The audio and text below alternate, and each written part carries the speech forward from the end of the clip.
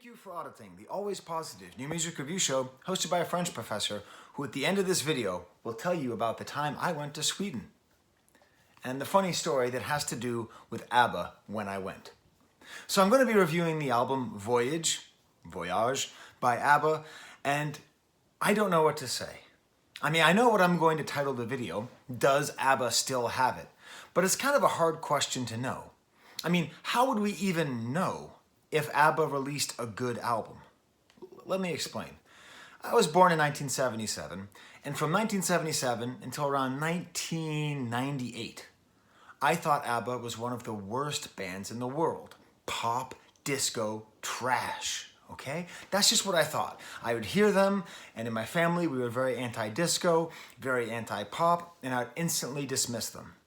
Then I became friends with a Swede, young woman named Annika, who lent me this exact CD, More Abba Gold. Now I should say, Annika, if you ever watch this video, hit me up, I will send this back to you. She also created the Fudgy the Whale song, which I sometimes sing on this channel. Very important person when I was at college. But she lent me this CD when I said that Abba was bad. And by the time I finished listening to the song, The Day Before You Came, I was sold. I understood it. It all snapped into focus. And all of a sudden, the cheesiness that I hated became endearing. The pop tripe that I thought it was became clear to me that it was actually excellent pop. The overblown production helped me to understand that they are perhaps the true heirs of Phil Spector, with their wall of sound and beautiful melodies. Eventually, I would go on to buy another Abba CD, Abba Gold. So first I had More Abba Gold, then regular Abba Gold. When I would hear songs like Man After Midnight, I understood that they were not just a pop band. They weren't just some band churning out stuff. They actually were very complex, very interesting. There's always a little touch to their music which makes it go beyond simple bubblegum pop. And when they do write pop, some of it is perfect music. As an example, Dancing Queen. Okay, you know the song, I know the song. Now listen, truthfully, I was thinking about this. I was at the gym, I was listening to this new ABBA album, which I'll get to soon. And I was thinking about it, and I realized there is no song that's ever been written that is better than Dancing Queen. Now there are probably hundreds of songs as good as Dancing Queen, but it's one of those perfect songs. Just for fun, someday I'm going to do a video of Skye's perfect songs. Just for fun, the first ones I thought up of, where I'd put Dancing Queen on a similar plane, Bohemian Rhapsody, Made You Look by Nas, Down by the River by Neil Young, Funky Drummer by James Brown, Walk On By Isaac Hayes, Eric B. for President, Boy with the Thorn in His Side by the Smiths, Don't Let Me Down by the Beatles, Wild Horses by the Stones, Venga Bus by the Venga Boys, Moments in Time by Daft Punk, Superfly by Missy Elliott, Waiting for the Man by Velvet Underground, Peaches and Regalia by Frank Zappa, and I believe, along with all those songs I just listed, and please put your perfect songs in the comments, I think that'd be fun to kind of start that dialogue going, is Dancing Queen. And I don't think that's the only song of theirs that is that perfect. But this is a funny thing about loving ABBA. ABBA is the only band where I love them. I love them on a deep level. Like, I didn't used to, and then I met Annika, and she taught me how to say thank you for the ring in Swedish. Tack för the ringen. Like I learned that, and all of a sudden I became like a real ABBA fan, But I'm a music snob. I'm like a hardcore music guy. Would you like to see all of the ABBA albums that I own? That's it. I only have their greatest hits. What kind of hipster am I? I think that's part of what makes ABBA so interesting, is you can have this level of connection to them without having heard all of their music. I think part of why I appreciate them so much, I'm working on something, and if you're on my Patreon, you'll know this because I've been kind of workshopping it there, on a video essay called Music is Everywhere, Music is Nowhere, where the influence of Spotify and predictive algorithms and just the correlation between shopping and listening to music, it feels as though music is everywhere now. And because of that, to a certain extent, music is nowhere. right? Like it's so omnipresent, yet no one's really listening. Everyone hears it, but no one listens. ABBA is a gift to the world. Because when an ABBA song pops up, and ABBA fits in all that category, you're at the supermarket, you're at the dentist, you're at the bank for some reason, and they're playing music. Dancing Queen comes on, you hear it. You listen. You're happy. It makes you better. Compared to, I don't know, Shania Twain, Billy Joel, Mumford & Sons, whatever kind of soft to middle-of-the-road acceptable pop hits you've had for the past 50 years, when ABBA comes on, it's great. So here I am, an ABBA superfan who doesn't even own any of their albums. I knew they broke up in 1981. I read that this is their first album since 1981. I didn't read why they got back together. I don't particularly care. But how would I even know if Voyage by ABBA is a good album? Like, it took me 22 years to even understand that any of their music was good. They are an infectious band. They write these pop hooks which aren't that simple. They manage to get into your brain, into your mind, and you have to like live with the music before you understand it. So to make up for this fact, instead of reviewing this yesterday, I had it ready on Saturday. I'm reviewing it on Sunday. I listened to it 3 extra times to make sure that I knew. Now listen, it's the same composers, okay? The same songwriters, the B and B in the middle of the name ABBA, okay? It's the same primary singers, right? The 2 female singers from the past with their same beautiful Swedish accent, which appears to have gotten worse in the last 40 years. And at least on 3 instances, I believe, they made gold. They made ABBA Gold, 3 songs which belong on their greatest hits, which belong in their canon of amazing songs. But the whole album itself is a bit odd. Quite often it feels like a Christmas album. Matter of fact, on my favorite song of the album, there's a certain point where every time I listen to it, I go, ho, ho, ho, and it fits perfectly. In a way, there's these CDs that come out, and I'm using the word CD, not albums, because I think they're made knowing there's still middle-aged and older people who drive around in their cars who are given CDs as gifts by their family. You know, Coldplay, right? ABBA. Think about your mom or your grandmom. Wouldn't she like the new ABBA? Because you know that she loves ABBA, just like Professor Skye does in that deep way of just their greatest hits. Shouldn't you get this for her? One of the great things about this album is it deals with age quite well.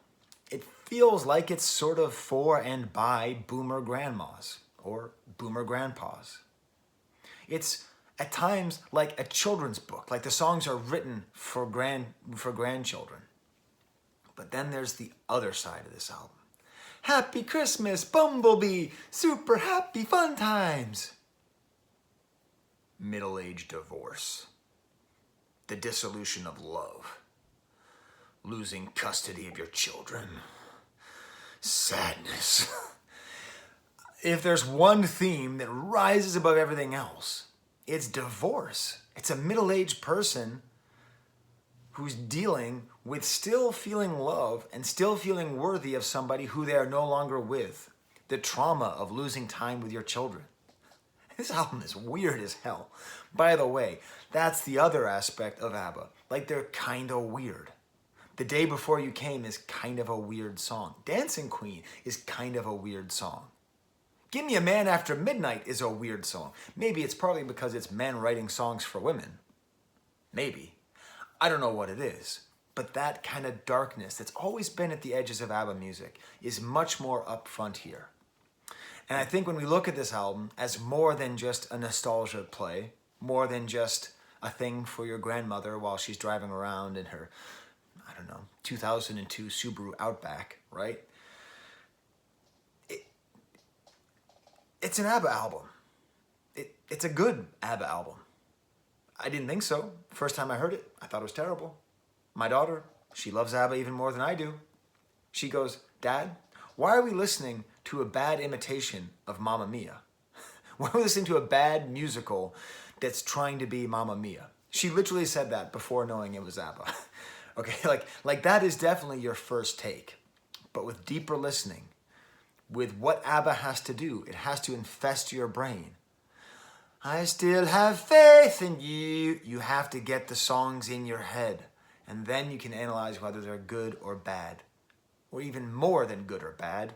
Are they ABBA?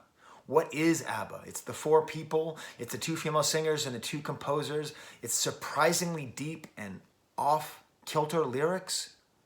It's extremely cheesy in its instrumentation. It's mixing together of like disco and light funk and a lot of pop, and it's so cheesy, but it's so well made and so infectious. I go back to the Phil Spector comparison, where there's so much sound happening, whether it's many voices or many instruments, but then there's always this beautiful, surprisingly complex melody that pulls you through. Do you want that in your ABBA albums? If that's what you want from ABBA, that's what's on this album. It is. I don't know what to tell you. This is a good ABBA album. I don't know. I haven't read the critics. I imagine they're going to destroy it because the first time you listen to it, you're like, what the hell is this bad musical imitation of Mamma Mia? But you have to sit with it. One of the problems the first time you listen to it is it's a little uncanny. It sort of sounds like ABBA, but not. It sort of has a Polar Express vibe to it. Speaking of Christmas, where like it sort of is ABBA, but it doesn't quite feel like it. It makes you a little bit uncomfortable. That's where it's at its worst, is where, and this is sort of on you, not on them, you sort of feel like it's ABBA, right? And when it's great, it's ABBA.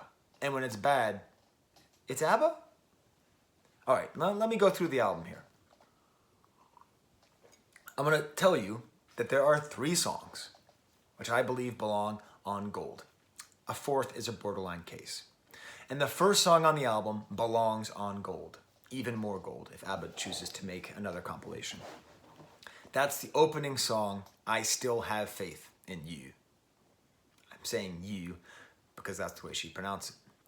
Now this is the problem. I actually have... Okay, so if you reviewed my title play history, okay, and you had by like number of songs by ABBA, well, you'd have Dancing Queen, number 1, because every time we come home with the groceries, I give my daughter all the stuff that goes in the pantry, and we sing the song Pantry Queen, which is a song I wrote. Pantry Queen, put milk behind the margarine, that kind of thing. Well, we don't have margarine anymore, butter, but still. So that'd be number 1. Number 2 would be I Still Have Faith in You. I've probably listened to this song 20 times in the last 48 hours, and I've listened to the rest of the album maybe 4 or 5 times.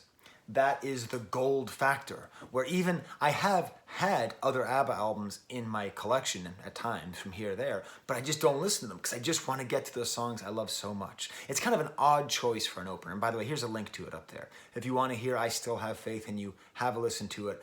If you like it and you don't like it at the same time, that's how you know you're listening to ABBA. It's kind of an odd choice for an opener because it's kind of slow in the beginning. It has this piano and vocals in the lead, eventually some backup vocals and some strings.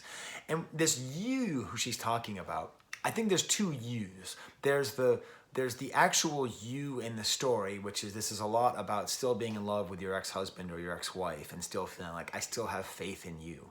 But then I also think this is sort of a meta commentary about the fans. And it's us having faith in them. After 40 years of not making music, of not making Gold, do we have faith in them?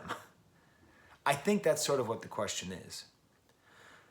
Why is this my stamp? Because it's so cheesy. I mean, there's these guitars at the end. Bro, you're saying this is a good song, bro? Bro. Seriously, bro? You just reviewed Rome Streets and Ransom, and you just killed that, describing this hard, awesome, gritty music. And you're going to hear this cheesy-ass ABBA song and tell me this is a great song? It just is. There's the melody, when you pay attention to it, and it's repeated a certain amount of times, by the final repetition, just what an amazing melody it is. It goes on this long journey that I can't even really imitate. So it has the catchy part, I still have faith in you. No matter what we did, it just keeps going, but it just keeps changing. And there's this kind of run where she says, do I have it in me? And just like, it breaks. So I still have faith in you. It's this long, long, long melody. And then A couple lines later, do I still have it in me? She breaks it up. So it's like a long melody and a short melody. And then it extends back out. I believe it is in there. And this is the thing about these lyrics, these weird lyrics. I don't know what she's saying. I'm not going to look it up. You can tell me in the comments if you want, but I don't care. I think she says, do I have it in me? Or no, do I still have it in me? Yes, do I have it in me? I think she says, I believe it isn't there. But possibly, she's saying, I believe it is in there. I believe it isn't there. You can't actually tell. It's a crisis of faith in a song. This faith itself, I still have faith in you. It's not I still believe in you. It's not I still have love for you. It's I still have faith in you. It's actually a question about this question of faith. And it's about faith in herself. Faith in this love. And it's just great. The whole thing is amazing. At a certain point, after she says, do I have it in me, it's followed up by these rum-pum-pum drums, okay? And then the rum-pum-pum drums are eventually joined by straight up jingle bells. Straight up shing, shing, shing, shing. This is the song where about 3/4 of the way through, you can just drop in a ho, ho, ho all the way through. So this is ABBA. A song that gets stuck in your head, a complicated melody, so cheesy you might as well put it on a cracker. A little bit dark, a little bit ambiguous, but glorious. What a great piece of gold. I'm gonna go through the rest of the album a little bit quicker. The next song, I'm gonna talk about for like 3 seconds, When You Danced With Me. It's kind of like a jig of memory. Fitting into this theme of lost love, very much this overarching theme. And then the next song after that, Little Things, is the song I skipped the most. This, you ready, is only a Christmas song. It's about stockings, little things in stockings. It even has like a Twinkle Twinkle Little Star melody at a certain point. It even has a children's chorus singing the chorus. So listen, you bitter, angry music critics out there, I don't blame you for just hitting stop on this and saying, what the hell is it? Do they have it in them? No, they don't. But here's the thing. Next song. The next song, though, gold. Don't Shut Me Down. Oh my God. This song has movement. Another thing that ABBA is able to do is have these songs that sort of start somewhere and end somewhere else. Just amazing. It opens up like the sound of like singing about like it's a very mournful beginning with a woman sitting on a bench. And the bench is cold and she sees these kids playing in a park. Okay? They're playing in a park and then they go home. And she looks up at the apartment where the light's still on. It's the apartment of her ex-husband. She's going up to see him and talk to him.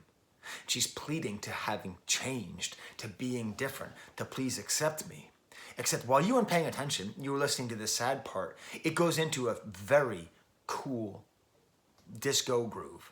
Slightly light, funky disco groove. The wailing sax sound, wow, wow. We're talking disco strings, we're talking disco harpsichord, all kind of in there.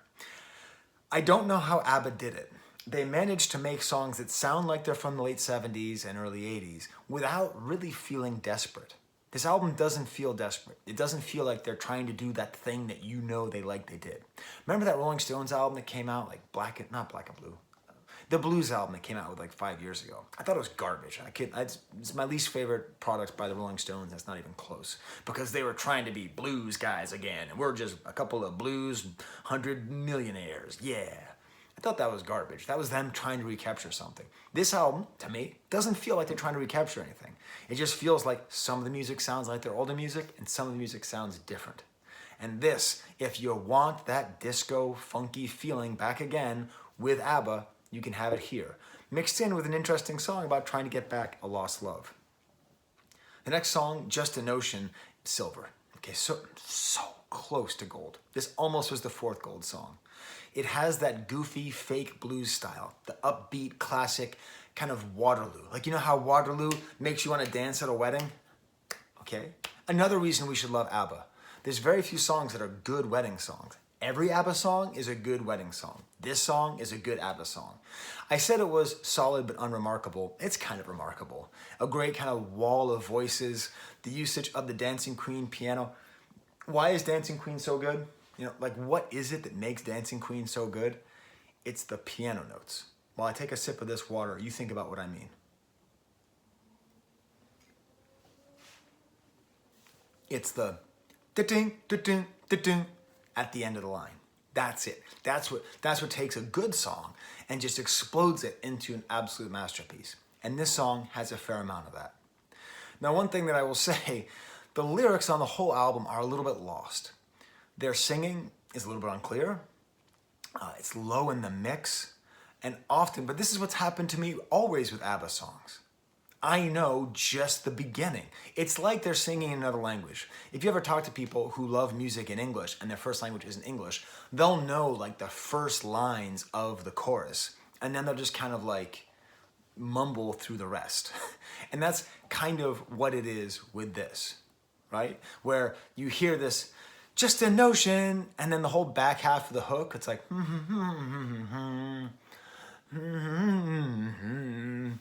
and that's part of their charm. The next song, I Can Be That Woman, is the source of a great debate between myself and my esteemed wife, the Dr. and Mrs. She maintains that these lyrics are bad. Counterpoint, these lyrics are gut. That's Swedish for good. I think both are totally acceptable because a lot of the lyrics, she compared them to like heavy metal lyrics as being like oddly worded and overly direct. And I think that's true, but I think it's in a good way. This, I Can Be That Woman, is a country song. You don't know it's a country song because it sounds like an ABBA song and it's orchestrated like an ABBA song. But lyrically, it's about a couple that's fussing and fighting. Fussing and a-fighting. And the woman comes back to find the man, presumably her husband or her boyfriend, asleep on the couch with the dog. Then the whole song is mediated through the dog's reaction. The dog's name is Tammy. And it's through the dog's reaction that we actually understand what's happening. Like the dog looks up at her with a disapproving look, but she knows she's imagining it. And then the dog like licks her hand, hopefully. And then when the man kicks over a chair and swears, the dog recoils.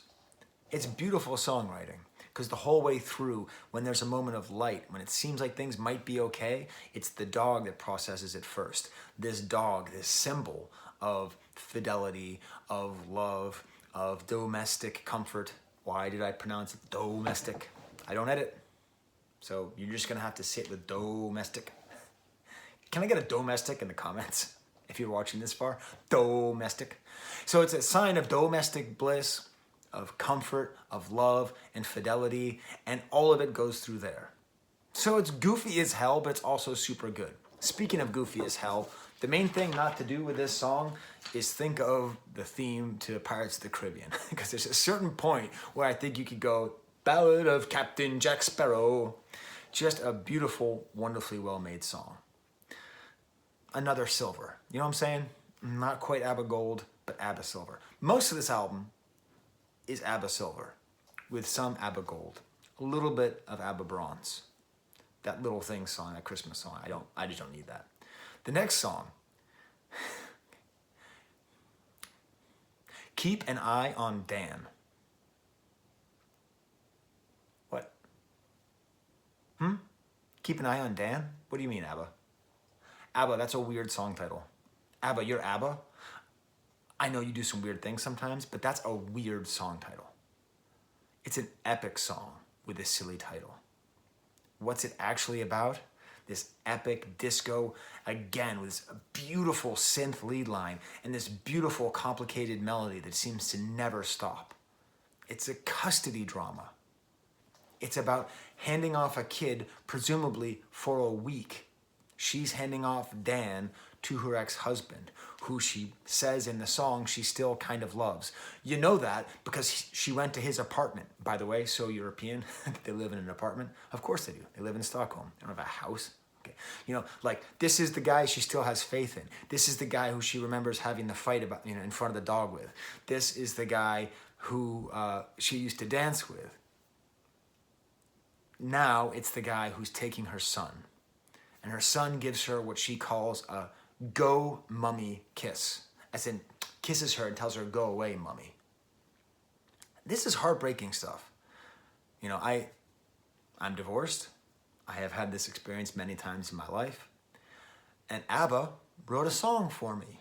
Thank you, Abba. My son's not named Dan, neither is my daughter. But this song is for, I don't know, a couple 100 million people in the world. Billion? How many people are divorced with shared custody? Probably 1 billion. I don't know what the numbers are. But a lot of people, and there's no songs for us. That feeling of like, so it's, you know, it's going to be Christmas and I guess I'll see you on New Year's. Take good care of Dan. This didn't have to be so interesting. Abba didn't have to do it. They could have just released a whole bunch of songs, because what does nostalgia run on? Nostalgia runs on the fact that we listened to these songs when we were young. And the first time your mom heard Dancing Queen, it was 1980, and she was in a discotheque in London, and she danced with the handsomest boy, and now she's remembering that moment, and even though she's got a goiter and she has to go see the doctor about her kidney and her dog is sick, she can remember those happy moments. That's what nostalgia is about. Abba could have done that. Abba could have made songs for young people, but Abba didn't. Abba made songs for them, old people with old people problems, like divorce and custody issues. This album is really good. Maybe Abba's albums are this good. Maybe I need to go beyond the gold and actually discover more, because maybe there's more depth to their music than I even assumed. But then again, we have some Abba bronze with the song Bumblebee. So the thing about this album is some of it is about the dissolution of this marriage and this divorce. But other parts of it is about being a happy grandma or happy grandpa. It's so weird. I don't know how to talk about it, because it's a woman singing and it's men singing, writing lyrics for women. So I don't really know where to go. It's about being a happy grandparent. It's about sitting in a garden and talking about a bumblebee flying and thinking, how can that little round body fly? We go from a great custody drama to I'm in a garden here, and how does the bumblebee fly? By the way, Abba, way to write a slow song about a bumblebee. You know that song, Flight of the Bumblebee?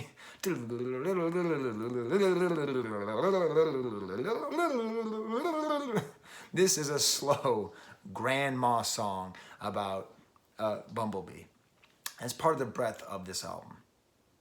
The second to last song is our final piece of Abba Gold, no doubt about it. I've got this damn song stuck in my head. It starts off with a chorus, and the chorus has these weird like tambourine sound. This whole wall of sound. No doubt about it. The voices are so strong. It's a little bit blown out. It's like almost like a banjo sound going on here.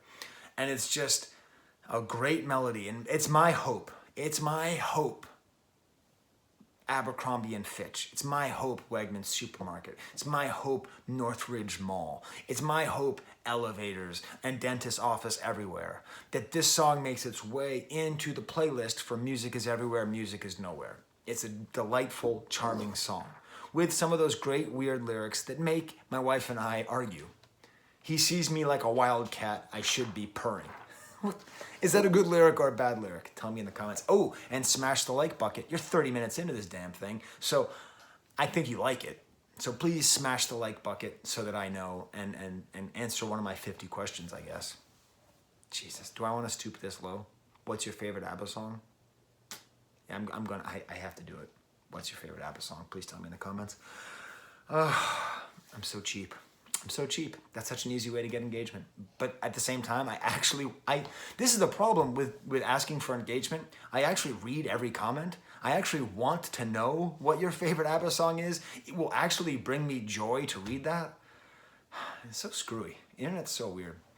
Nice thing about this song, this gold song, no doubt about it, is it has this really blown out chorus, but then it scales back with the verse. And it actually sounds like if Abba hadn't broken up in 1981 and they made a pop song in 1987, because that's kind of a cool new wave synthesizer sound, a little bit more sparse. And then we end the song with the track, we end the album with the track Ode to Freedom.